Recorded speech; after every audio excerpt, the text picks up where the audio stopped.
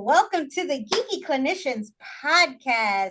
Yeah. On this episode of Geeky Clinicians podcast, we have the privilege and honor of having our very first clinical intern student who is a part of 3D psychotherapy, Beth, join us on this episode.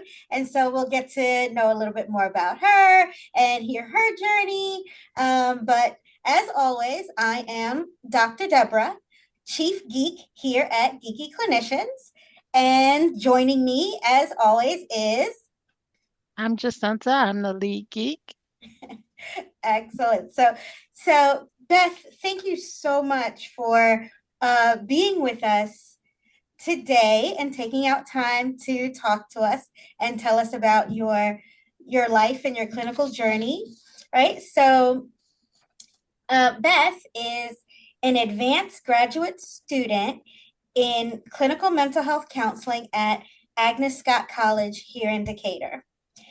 She's currently under the supervision of Jacinta. Let me read all the things. Right? Give you all the fluff. Jacinta Wills, LPC, CGS, CAMS 2. Right. So she's under supervision. Beth's clinical mental health counseling practice focus areas include anxiety, life transitions and adjustments, trauma, grief and loss, perfectionism and overachievers, healing from narcissistic abuse, and living with cancer. Outside of counseling, Beth is an animal lover, and during the pandemic, she was able to foster and train 15 rescue dogs through Atlanta Adopt a Golden. All right. So welcome, Beth. Thank you so much for being here. Not only being on the podcast, but for being here at 3D Psychotherapy. Yeah. Oh, you're very welcome. I'm excited to have this conversation, and I am learning so much and growing so much as a professional, as the clinical intern, that it's been a great experience so far. Awesome. So where we generally start when we do the Geeky Clinicians podcast is we want to know your origin story, right? What was your origin story to becoming a geeky clinician, to becoming a clinician? What was that journey? Yeah, so I think for me, it's kind of been like the obvious answer is my whole life, and the less obvious answer is, those certain events that kind of happen that might seem random, that then kind of create these disruptions that lead to reevaluating career path and life decisions. So for me, that first sort of bump was experiencing a very toxic work environment and starting to do some research in what workplace bullying was, and then having the experience of both witnessing this kind of abusive treatment of coworkers, and then also being a target, and then also seeing others in the workplace who didn't really understand what the dynamic was. And so just how that kind of the whole systemic effect, that so it wasn't just an individual dynamic, it was kind of this whole, like, what happens when there's one person who has narcissistic traits, antagonistic personality traits that then impact this entire community. And so that experience both created some really strong friendships and some abilities to talk through that trauma. And then also the realization that what I really wanted to do was leave academia. I had been part of university teaching for 26 years, 10 years as a graduate student, and kind of doing my master's and my PhD in writing studies. And then almost 16 years in the University System of Georgia. And so, there were some wonderful things about that last job, but it also just felt like what I really wanted to do, what I needed to do was leave that and find something else. What was my next calling? And so it happened that I made that decision to leave my professor job and to think about what I wanted to do next just before the pandemic hit. Mm. Um, so when everybody was having to shelter at home, that was actually a wonderful opportunity for me to also seek counseling, to have an experience of what it was like to work with a psychotherapist, to process trauma, and thinking about how I wanted to translate my teaching skills into a different direction. And so I'd always enjoyed one-on-one teaching. I worked in writing centers, I did tutoring, I did some um, job search advising, graduate student advising, undergrad advising. So it seemed kind of natural to then look at the helping professions, and I was pursuing whether I wanted to do social work or psychology. And I came across the program at Agnes Scott, which was absolutely brand new. I read about it in Decatur-ish, and Yes. yeah, a really close friend of mine from my writing center days, who had been at that time a professor at Agnes Scott for a long time, and so it's sort of the combination of talking with her and then reading about this program was like, this is it. This is exactly what I want. So, I decided I didn't want social work because I was more interested in people's stories and the healing, the growth, the change that comes with counseling. Whereas social work is a lot more about systems and solutions and resources. And then clinical psychology had a bit more of a research piece to it than I was interested in. I really wanted my focus to be on clinical work with clients. And so yeah, so that's what brought me. And then I think that the other piece of that was also recognizing how many people are in many ways recovering from dysfunctional family and past trauma, that they thought that they had handled it well, but it starts showing up in our adult lives. And so that was definitely a population that I was interested in working with. And then I was diagnosed with breast cancer my first semester in my graduate program. Mm. And through what I was experiencing and learning about cancer treatment, and definitely not finding support in the medical world for patients' emotional health. Um, so I think that recognizing there was also a need for specifically for cancer patients, but really any patients who've had medical trauma or who have had kind of uh, any kind of chronic illness, right, that Mhm, can mhm. kind of create these instances where you feel dehumanized or where a crisis can become a trauma, and that those people were not finding enough providers.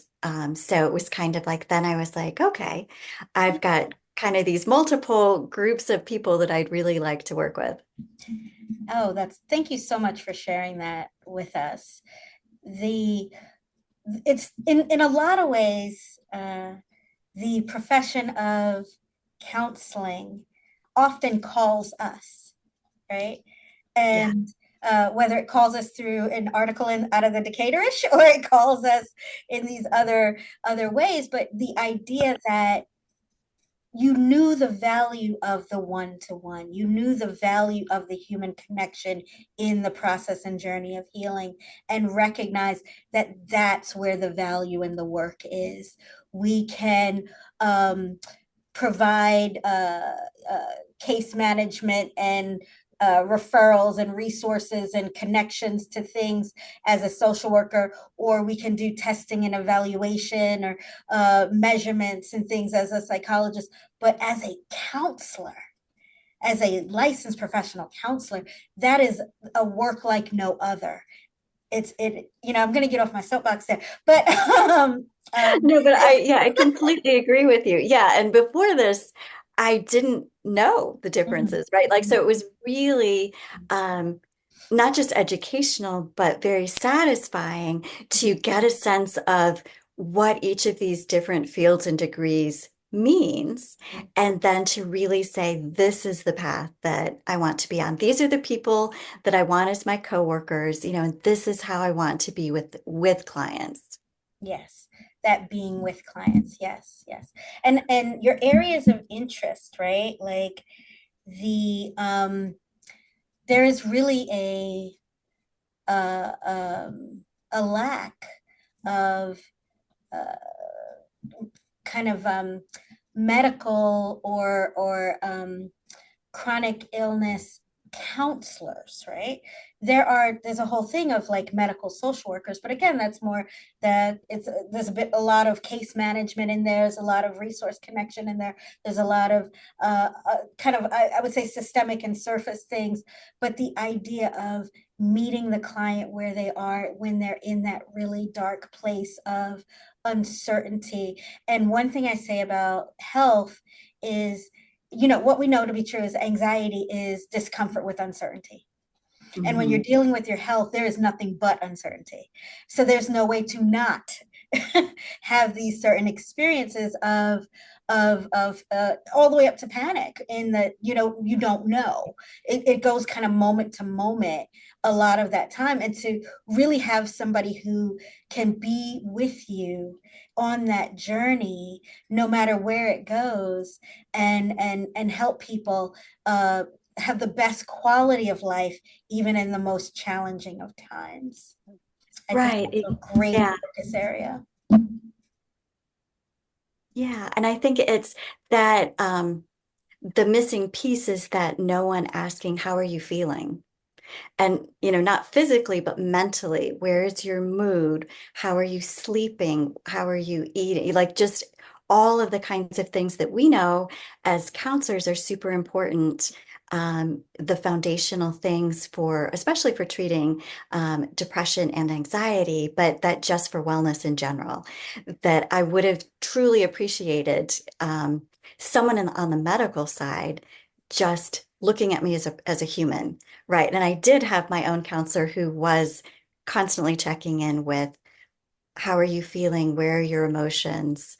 And so, yeah, I think that um, that's certainly something that is needed and that I hope to be able to provide. Okay. Jacinta? Um, let's see. It has it's been a privilege to get to know you and to know your counseling style over the past few months. It's been a real joy working with you. And I wonder if there is, do you have any idea of what maybe the next 5 years would hold for you? Oh, that's a great question. Yeah, so I think the other thing that's quite interesting, I think, in the path to being a licensed professional counselor is that it continues in a very structured way after graduation.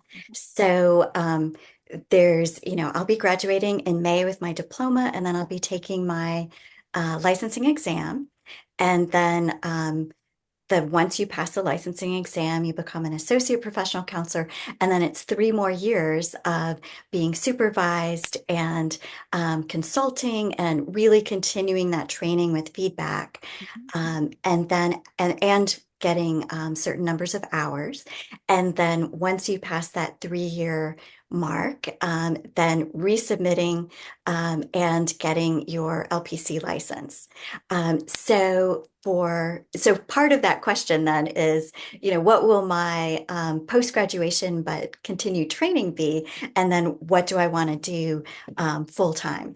So in terms of like that transition period, what I'm really interested in doing is continuing my education with certifications.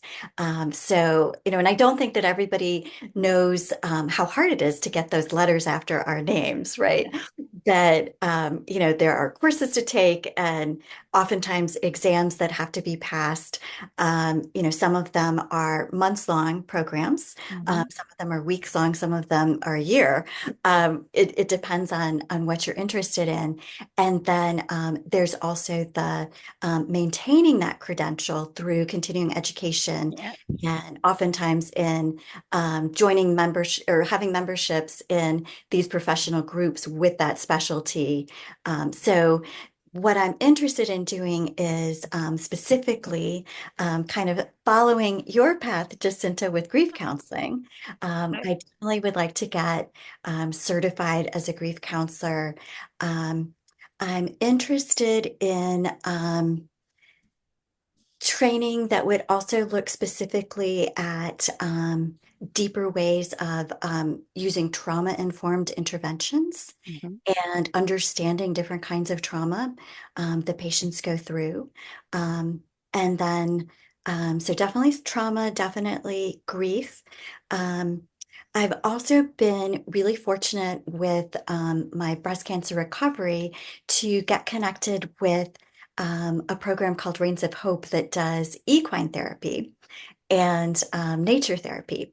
And so I'm interested in actually doing some research with the specialists that I met in that program to see how the horse therapy with physical therapy and nature therapy um, can be paired with an LPC and what all of that treatment does in terms of providing better quality of life and an emotional healing process for women who both have kind of survived cancer and then women who are diagnosed as metastatic and told they have terminal cancer. Mm-hmm. So how can the LPC piece kind of be brought in with that animal therapy? And so that's local. So I'm excited about that. Before I graduate, I am looking at training for LGBTQ community, again, that kind of awareness and informed approaches, Yeah. because at 3D, a lot of our clients are coming from those communities, and that's definitely a population that I've always wanted to work with, that I've enjoyed working with in my university um, career. And yeah, so I would like to get a certification for that. I would like to get fully certified in teletherapy because we do a fair amount of that, but I think that's definitely going to be kind of a wave of the future for the profession in order to make therapy more accessible to people who can't get into the places where we are in person. And I think I need to know more about how to emote in that kind of visual video environment. So I think there's all kinds of skills that I could get that would also that I could have a new skill set and gain confidence in really feeling like I can reach and connect with clients through teletherapy. Awesome, awesome. Yeah. It really fits into the geeky clinician learning practice, like a model of that you get so excited about all the new things that you want to continue your skill building and your learning, and of course teletherapy and LGBT working with LGBTQ populations, as well as becoming an actual certified grief specialist, getting your certification in trauma. Yeah. And the third one was equine therapy and getting that certification as well. And so those are great uh, interests. Excellent. Yeah, and I think I've been um say intentional and also fortunate in coming to 3D therapy for my internship because the the kind of supervision, the kind of collaboration that we do as a clinical team, also with our postmaster's residents, Mona and Sandra, and with our business manager, who gives us HIPAA training and keeps us kind of focused on ethical discussions. That we've got this really wonderful dynamic of working with the populations that I want to work with clinically, and then getting this ongoing feedback, education, learning, support. So I've been lucky that my internship is leading exactly where I want to go. Rather than for some people, they do an internship that's quite different than what they decide they want to do Yeah. after they graduate. But mine has been very aligned. And so, yeah, this is I found my happy spot. That's awesome. That's awesome. That's wonderful. It's wonderful to be in the space like that. You're already kind of your values align, the interests align, and all of those things. And so that's wonderful. Let me ask you this: what has been the biggest challenge for Mhm. you thus far on your clinical journey, right? Was it from deciding of what program to go to? Was it anywhere along the coursework, practicum, internship thus far? What have been some of the biggest challenges? Yeah, so I think some of the challenges have been um, I guess so. On the one hand, some of the challenges are skill-based, right? So we do lots of coursework. I loved my coursework, loved my professors, um, and we did some, kind of like we role played, we practiced different clinical techniques, but that's not the same as actually being in the room with the clients, right? So there's that sort of leap from the curriculum into the practice. Mhm. And it's, even though I think I was very well prepared for that, it's still a bit of um, there's still a gap there, right? In what you think you need to do to be prepared, and then when you're actually there. So I'd say some of the challenges in that context, like with the practice, are the pacing of the sessions. So Yeah. that's something that, right, and it's something that I mean, was also true when I started teaching, that you've got this finite set of time for each, and then it was each class meeting was either 55 minutes or 75 minutes, and sessions are generally 45 to 50 minutes, and so there is that sense of, oh my gosh, how do I keep this, like, not feeling like we're going, going, going, and then there's the rush to conclude things, or not looking at the clock often enough so that you run over. And right, so there's all of this sort of time management, and the pacing of sessions is something that I'm definitely still working on. And part of that has been part of the easing that challenge has been the ability to observe and co-lead with Dr. Deborah and Jacinta, and see how they do that, how they're using time, how they're kind of keeping track of time, and that kind of. So I'm starting to get a sense of the rhythm of a session, but it's still, there's still things that I need to learn to make that, because I think I get so involved in clients' stories that I sometimes don't look at the clock when I ought to be, right? And I want to make sure that I'm keeping that time, because as I move forward, I'll have more back-to-back sessions, and it will be vital that I'm ending sessions exactly when they need to end. So that's definitely a challenge. I think another challenge, and again, this is in the practice side of it, as a new counselor, is wanting to protect clients instead of hold space for them. Speak Yeah. to that. Yeah, so that sort of sense of they tell you things, especially I think when we're working with trauma processing and even sometimes in grief, in healing from narcissistic abuse, that there's that sense of recognizing the suffering and this kind of desire to be a protector. But that's not what our job is, and that's not what they need from us, in that moment. And so it's that what happens when you step back from trying to protect someone and instead empower them? Mm-hmm. um, that you want to create a safe environment. You want to create a non-judgmental space for them. You want to provide that unconditional positive regard and empathy, but you want to do that in a way um, that isn't taking away any of their agency or autonomy. Yeah. Um, that you're constantly kind of checking in with that these are your choices. You have these inner strengths. Let's look at the options, right? And so I think in the very beginning in practicum, some of my desire was this kind of triggering of this protection um, and resisting that.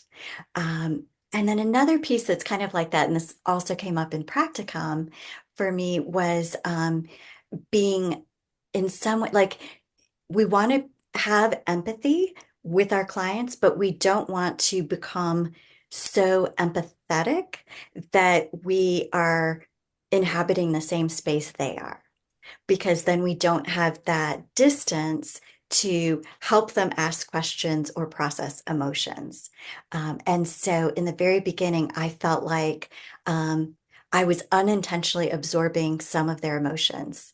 That if I sat with a client who is experiencing depression, that the depression would kind of descend on me, and I could feel it in my bones. And the same thing with anxiety. I could get this. Absolutely. And that's natural, right? That's in some ways part of the work, right? To Mhm. be in that space with somebody experiencing those things. Vicarious absorption is real, right? And so it's that practicing our AAAs for ourselves and being able to recognize what's ours and what's not ours, and definitely protecting our instrument of doing our personal work, and like not, letting that go and shedding that stuff, because if not, it's going to pile up, and then Mhm. we are at risk for burnout. And burnout is a real thing in this field. And so learning these lessons early around those emotional boundaries is Yes, key. exactly. Jacinta, you were going to say something? No. Yeah, and actually, Jacinta helped me a lot in those early days figure out the kind of how to protect myself from that. And one way was to hold a small stone in my hand and to think about transferring the feelings into the stone so that during the session, I could kind of hold them. But then when the session was over, I could set the stone down and the feelings would go with the stone so Mhm. that then I could still be in this space where I could then process what had happened and then move on to the next client. Yeah. It's one of my favorite grounding skills. Just to, have something tactile in your hand. And I keep stuff on my desk just to hold in my hand, and you're right, transfer that energy. And when it's done, you sit it down. And the cool thing about crystals or rocks, you sit them on the windowsill and let them catch the sun, and the energy renews. Hmm. So, yeah. Excellent. So we talked about some of the biggest challenges of the journey thus far. What have been some of the biggest wins on the journey thus far? Yeah, so definitely client wins. So when sitting in session and week after week, and seeing the growth that clients are going through, seeing how they are making that change happen in their own lives, and that they may have come in this place of distress, um, but through conversations, through the interventions that we do together, um, they are able to heal and change. And it's a slow process, right? It's really, the one also wonderful thing about seeing some of the same clients from practicum through internship is that those extra weeks give that opportunity to actually see those changes happen, and to see it in real time, to recognize um, that it's about the client having that self-awareness and acceptance. And it's about planting seeds for them, and then waiting to see what happens, right? That the clients can choose to water those seeds and then you can see what happens. But yeah, that's sort of the letting go of what you want to happen in a session and to follow where the client wants to go. And as that's starting to feel more natural and more a part of the process for me. And so that feels like a really big win. Yes, that's huge. Yes, the awareness that we are here planting seeds, and we may never have the opportunity to see those sprout or grow, but we are planting the seeds and knowing that it is the slow process of growth. Humans change very slowly, and so yes, but when we get to witness it, it's like nothing else. It is such a privilege. It is such a gift to bear witness to Yeah. somebody making that change. Oh, we're so lucky. Yeah. I know. It's like, yeah, and I think one of the things that we do as a team is we find client wins for our weekly clinical team meetings. And so it's like at least at least once a week, there will be something that comes up in sessions that gives us that joy for on behalf of our clients. And it's looking for those teeny tiny steps forward too, right? It's not Mhm. about these monumental changes the transformation is very slow and progressive, right? Like kind of climbing stairs. But that's definitely something that by having the mindset that we're constantly looking for a client win and then sharing client wins with each other is something that every Tuesday I always look forward to that.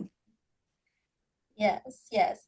I think that practice of mindfulness of client wins really is directly connected to the core values of 3D psychotherapy, right? The love, learning, growth, curiosity, and the disruption. Mhm. Yeah, yeah. So we talked about the biggest challenges. We talked about the biggest wins thus far. We talked about the practice and the practical application of the core values of the practice.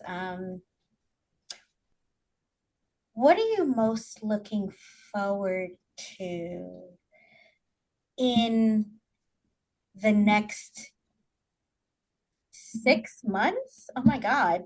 It feels like so fast because May is 6 months from now, I right? know. Yeah. It's, So yeah, what are you most looking forward to in the next kind of 6 months? wow. So more of the same. I think so. I'm laughing, but that's genuinely true. I just the sort of um, that each week I feel like there's more kind of unfolding Mhm. and growing for me, like the self-growth. So I guess, yeah, the self-growth, my own self-awareness, my own sort of journey to and in feeling, or I guess um we talk about conditioning and socialization with our clients. And I think as a clinician, that's also something that, so the part of this process of the internship is um, the conditioning into what those, what, what the ideal, reaching towards those ideal practices or ways of being, right? So it's also kind of like, um, we're, I'm not going to have all of the skills that I want or even need by the end of internship. So it's the acceptance of my own learning at my own pace, right? Like not again that major transformation, and recognizing that this is a profession that takes skill and practice, and that it is really something that comes with years. That it's and I will continue learning a lot more in a more sort of specializing way after I graduate and after I'm done with my internship, but that sort of flexing these new muscles with time management and session pacing and starting sessions and ending sessions and right, like all of the sorts of things that make up our everyday practices that are kind of the baseline same, and then also being able to kind of internalize that so that we can be open and ready for the ways each client changes that as we meet, right? Like, because every client it's not just that each client is different, but every client might show up different for each session. Yep. And so that being able to meet them. So some of it is what I'm looking forward to is that that receptivity, that absorbing this new thing, that continuing this sort of process of training and conditioning. And then let's see, there was one more thing I was going to say. Oh, yeah, it is. I'm really looking forward in the next 6 months to launching some group therapy. Yes. Tell us about that, Beth. Yeah, so yeah, this was something that we get a group therapy class actually during practicum. It's in the summer between our 2 semesters, and so I was really excited to put some of those theories and skills that we learned in the class into practice. And also, I think that group therapy, especially when it's a closed group where you've got an actual beginning and an end time and everybody's following this journey together. So you've got a set group of clients participating, is a bit like teaching. And most group therapies do have elements of psychoeducation as well as support and processing. So I'm excited about that. And we are looking at so my group that I'm working on with Jacinta is healing from narcissistic abuse, but specifically through the framework of when you grew up with a parent or both parents, you might have had these tendencies, and especially what that is going to look like around the holidays when we might be, maybe you've moved away from home and kind of created a different relationship, but then when you're back in the family home or with all the relatives, then it kind of it's harder to keep the new patterns and the new boundaries that you work on in therapy. And so that would be part of that, looking at how being in these group settings or being back with family can create these moments that make it harder and what to do. Absolutely. And you and Jacinta, who will be co-leading with you this group, and the group is called Guess Who's Coming to Dinner? Grief and the Narcissistic Family. And we are accepting new group participants today. So you can schedule an initial assessment with Beth. And Beth will be doing those initial assessments related to group participation for absolutely free. So if you're interested in going to Beth's group, we also have a couple of other groups coming up on the horizon as well. And you just check out the groups page on the 3dpsychotherapy.com website. And you can also schedule from the website, 3D Psychotherapy, and schedule those initial assessments with Beth.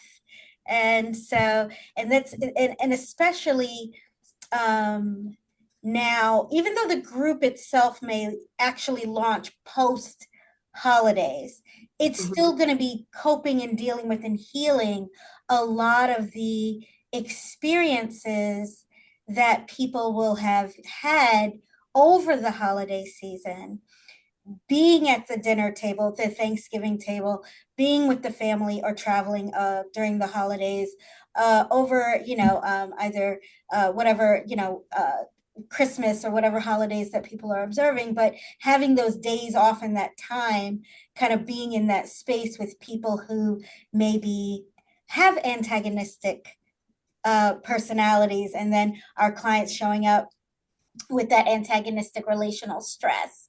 And so being able to provide that therapeutic milieu of the group space, which is one of the most powerful ways to do this work and for healing, because not only do you have the wonderful expert group facilitators, the clinical facilitators, but you also have support and input from other group members, and that fellowship and camaraderie really just skyrockets the healing journey. Yeah. Do either of you want to say anything more about that group process in general, or anything?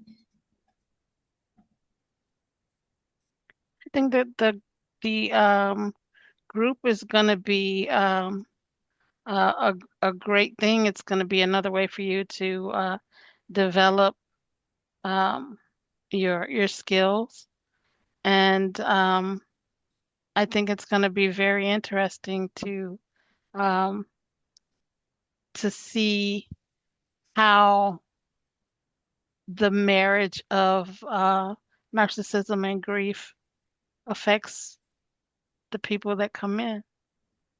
So, Yeah. Yeah, that relationship, we don't really think about it in that way, right? They're usually kind of two separate compartments. We've got grief over here, we've got narcissistic family stuff, antagonistic relational stress over here. But part of the healing journey for somebody who is in relationship with somebody with narcissistic traits or just an antagonistic personality in general, in order for them to get over here to that penultimate of radical acceptance, they have to go through grief. They have to. They have to grieve the loss of the desire that that person will be different. And they cannot get here if they're still holding on to that. So yeah. I'm excited for both of you. And it's very interesting how the grief of the narcissistic relationship can it mimics the grief of when someone actually dies, because you have that same back and forth. At one point you feel like, okay, I got this. I'm good. And then in the very next moment you can feel like, man, am I doing the right thing? Do I need to reconnect? And yeah, yeah.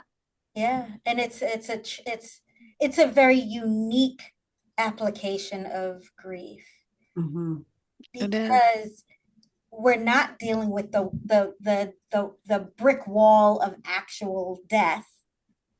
When we don't have that brick wall of actual death, we have this thing that doesn't serve us. That thing is hope. And if we get stuck in that hope spiral, we could get stuck in that grief cycle, right? And so that's a different factor, right? That the fact that we keep holding on to the idea that if we just put the coin in the slot one more time, they're going to come out different. They're going to pay out with the love and affection. They're going to pay out with the quality time. They're going to pay out with being different. They're going to finally validate us. Oh, just keep putting those coins in that darn slot machine, right? Yeah. And so in order to walk away from the slot machine, we have to get to that place of letting go and grieving that slot machine's not going to pay out the way we need it to. Mm-hmm. Yeah, it's an ambiguous loss.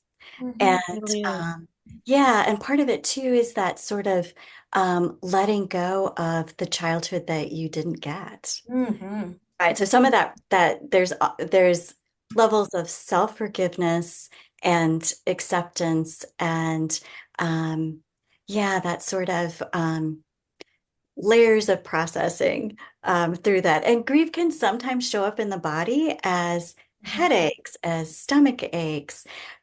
Grief can be misdirected as anger or irritability or prickliness. It can feel like panic sometimes.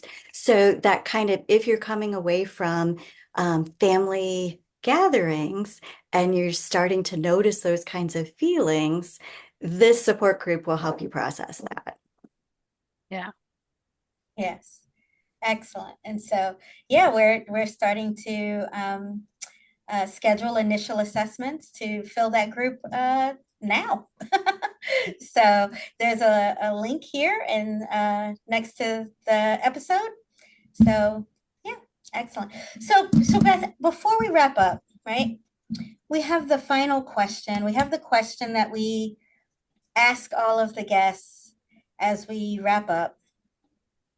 And I think this question is even more significant for somebody who is really at the beginning of their clinical journey, right? And so the question is that we ask our guests is, what are your best hopes?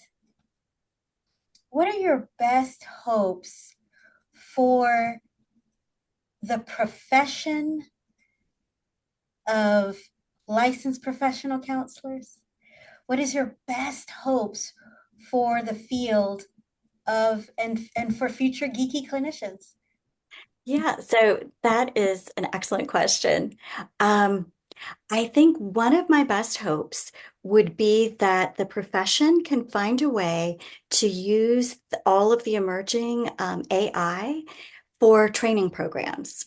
So that ways of simulating different client conversations or different, AI you can do so much with it. And so I think that would be a really exciting way to, and that could be something that it could also be tailored for students, for new clinicians, for experienced clinicians, right? For clinicians who are interested in different populations. I think there could be all kinds of applications, and I think it would be exciting for the professional organizations around LPCs to get involved in that. On the flip side of that, I don't want to see AI replacing face-to-face or genuine, right? Like I don't think that is an application. I think that's an application that we should resist because the human dynamic is what makes counseling powerful. But I think as a training tool, it could be really a really dynamic way to supplement all of the other kinds of training that we do. I would also like to see as the field moves forward, I think one thing that I'd like to see is more collaboration among LPCs with other professionals. Like I think we do that some with psychiatrists, we do it some with healthcare providers, but I think it would be exciting to have, kind of like buildings or sites where clients could come for a counseling session, massage therapy, yoga, sound therapy, music therapy, art classes, right? Like something that could really be focused on the idea of holistic wellness. And that, I think there are some like spas that do this. There are some other places that do some kinds of, um, there are medical things that have different specialties together, but I haven't seen anything that really brings counseling into the heart of this is what we as humans need for wellness. And it's not just, I'd like there to be some kind of marketing campaign, awareness campaign, education around the idea that um, we we need counseling at different stages in our lives. It's not like, oh, you're going through a divorce. Oh, someone in your family died. Um, you're graduating from college. Like there are definitely milestone things that happen, good and bad, right? And people can have adjustment issues with good things too. Like sometimes realizing your dream can bring on all kinds of anxiety. So certainly, I think there's an awareness that certain things that we go through might require extra help. But what I would like the idea to be is that throughout our human development, that it would be natural to seek out feedback or self-discovery in these different moments. And it's not because of an external event that has happened, but it would be something that we do as part of everything else that we do to be happy and well and self-actualized. Absolutely. Those are wonderful best hopes. Yeah. That is absolutely fabulous. Wonderful. Well, Beth, thank you so much for your time, and thank you for coming today and talking to us and sharing all this wonderful stuff and allowing us to get to know you better in this space. And definitely thank you for being on our team. You're amazing. And we could not have asked for a better first student ever. Like, oh my God, we won the freaking lottery. Oh, Absolutely. thank you. Well, I've enjoyed this too very much. Thank you. Excellent. All right, guys. Like, share, subscribe, and we will see you in the next episode. All right. Okay.